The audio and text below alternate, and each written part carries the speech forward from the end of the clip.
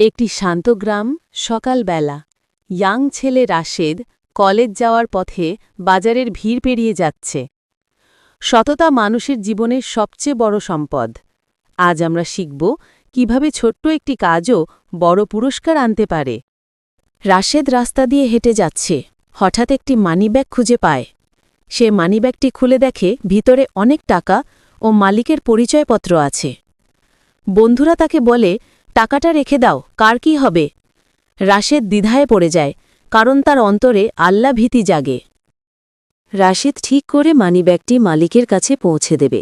সে বিভিন্ন মানুষের কাছে জিজ্ঞাসা করে মালিককে খুঁজে বের করে।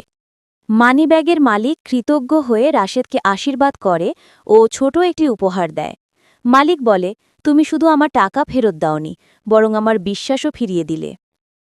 এখান থেকে আমরা শিখতে পারলাম যে ১. সততা ও সত্যবাদিতার গুরুত্ব। ২. প্রলোভন এড়িয়ে সঠিক সিদ্ধান্ত নেওয়া। ৩.